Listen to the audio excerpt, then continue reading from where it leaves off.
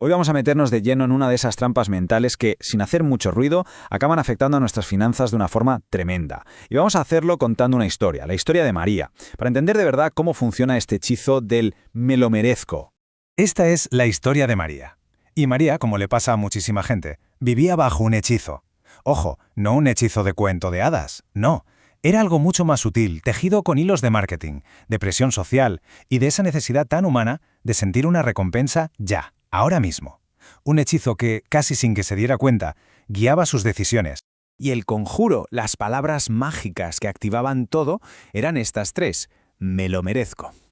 Una frase que parece inofensiva, ¿verdad? Pues para María era la llave que abría su cartera una y otra vez. Y lo que no sabía es que cada vez que la abría estaba cerrando una pequeña puerta de su futuro. Vale, vamos a ver esto más de cerca. ¿Cómo funciona exactamente esta trampa? Vamos a desglosar el ciclo que se repetía sin parar en la vida de María. Un ciclo que se alimentaba a sí mismo una y otra vez. Todo empezaba casi siempre igual, una semana larga, muy estresante, en un trabajo que la verdad no le llenaba. De ahí pasaba al segundo paso, la justificación. Se decía a sí misma que después de todo eso se merecía un premio. Y claro, eso la llevaba de cabeza al tercer paso, la compra impulsiva. Y con ella llegaba un alivio, pero un alivio que duraba poquísimo, era solo momentáneo. ¿Y qué forma tenían estas recompensas? Pues de todo tipo. Podía ser una cena cara el viernes para olvidar, unas copas de vino para desconectar, ese bolso que de repente aparecía en una oferta relámpago, parecía la solución perfecta para un día horrible con el jefe. Y así, poco a poco, su casa se fue llenando de objetos que en realidad eran pequeños monumentos a esa necesidad de sentirse bien en el presente. Y aquí está una de las claves de todo el asunto, una confusión muy habitual. María creía que estaba ahorrando dinero porque compraba en oferta, pero lo que hacía en realidad era gastar menos en cosas que no necesitaba para nada. Es que no es lo mismo comprar algo que de verdad necesitas a un precio más bajo, que comprar algo que no necesitas simplemente porque tiene un descuento. La etiqueta roja del descuento le impedía ver la verdad, que seguía gastando un dinero que podría haber guardado. Y aquí es donde la historia nos obliga a hacernos una pregunta fundamental. Porque el precio de las cosas no estaba solo en la etiqueta. ¿Cuál era el coste real, el coste oculto, de todos esos premios que se estaba dando? Y es que, y esto es lo importante, el coste más grave no era el dinero que salía de su cuenta. No, era lo que ese dinero ya gastado le estaba impidiendo construir. Lo que estaba perdiendo por el camino era muchísimo más valioso. Esta metáfora lo explica a la perfección. Cada pequeño capricho, cada compra justificada con un me lo merezco, era en realidad un ladrillo que le estaba quitando al monumento más importante que podía construir, el de su propia libertad en el futuro. Lo que no veía es que con cada una de esas compras estaba haciendo un trueque. Estaba cambiando ese dinero por cosas mucho más importantes, sin ser consciente. Cambiaba el tiempo que podría haber dedicado a aprender sobre finanzas.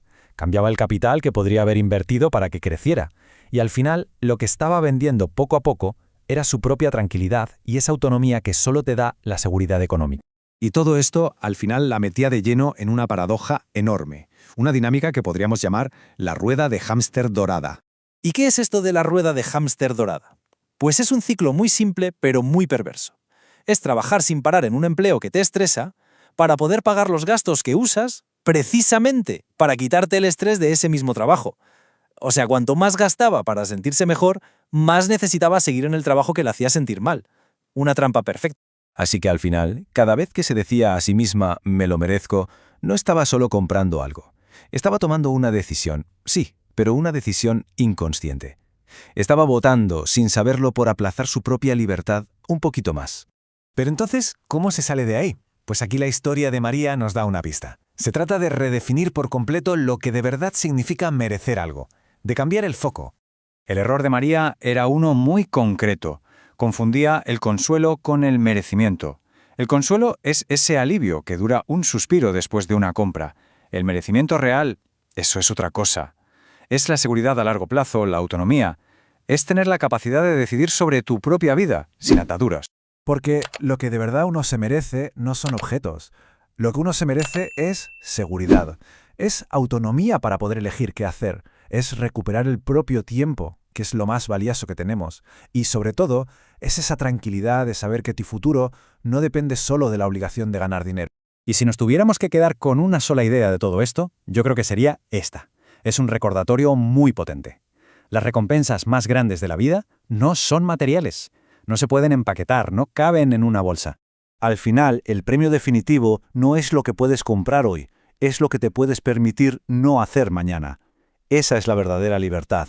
La libertad de poder decir no a un trabajo, de bajar el ritmo, de empezar un proyecto, la libertad de elegir tu camino. Y cerramos con esta pregunta, que se queda en el aire. La historia de María nos obliga a pensar en qué valoramos más y a decidir, de forma consciente, qué futuro estamos construyendo con cada pequeña elección que hacemos hoy.